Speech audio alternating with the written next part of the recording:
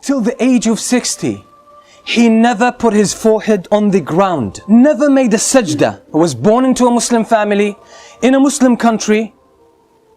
Until the age of 60, he never prostrated before Allah subhanahu wa ta'ala, not even a single time.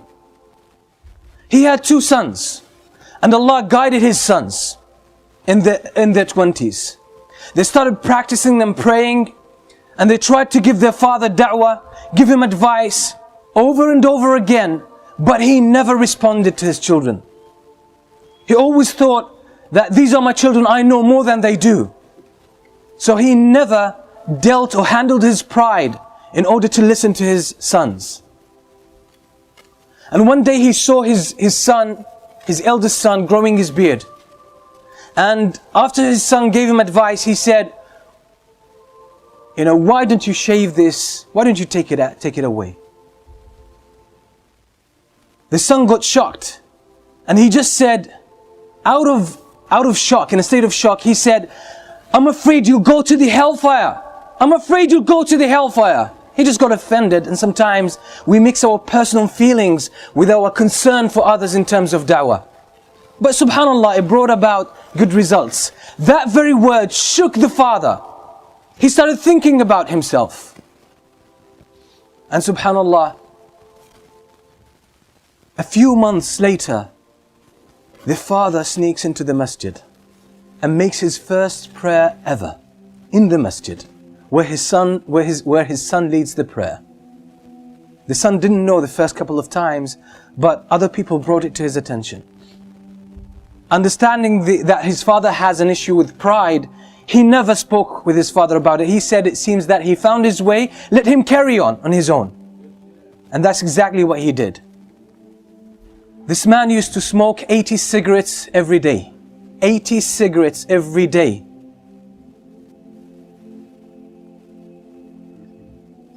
And one day, he decided, I want to give up smoking.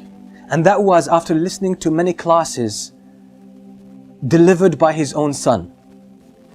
He used to hide behind one of the poles in the masjid and listen to his son speaking.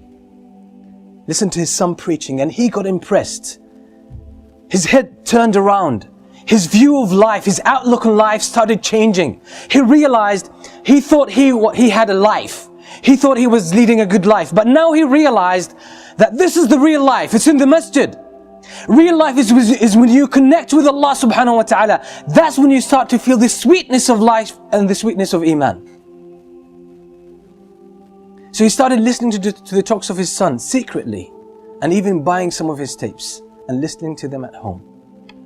And ultimately one day, for those who can't give up any kind of addiction, they're stuck with some kind of addiction, cigarettes, alcohol, even any other thing. Sometimes sins could be very addictive. Being unable to lower your gaze, watching nasty things on the internet and on TV, that's a form of addiction, and people can't break from it. Sometimes it's worse than smoking. This father one day decided to give up smoking. In one day, he gave up smoking. He didn't reduce the number of cigarettes he would smoke every day. He just gave up. He decided. He said, enough is enough. I'm not going to have this anymore.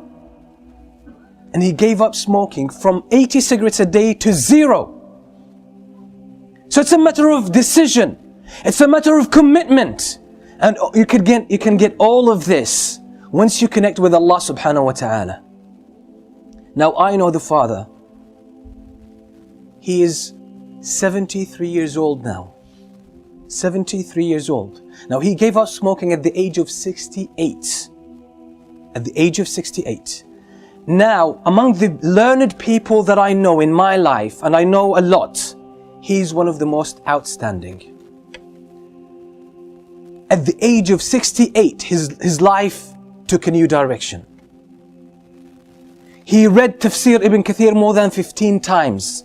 He read the Tafsir of Ibn Jarir al-Tabari, which is more than 20 volumes, more than 10 times. He read the history of Ibn Jarir al-Tabari so many times. He read the Silsila Sahiha by Shaykh al-Albani, Silsila al-Da'ifa, more than 30 volumes altogether. He read all of that. And when you sit with him, he talks to you about knowledge, deep knowledge. And sometimes you talk to some of our youth and they say, seeking knowledge is hard. It's difficult. What about this man?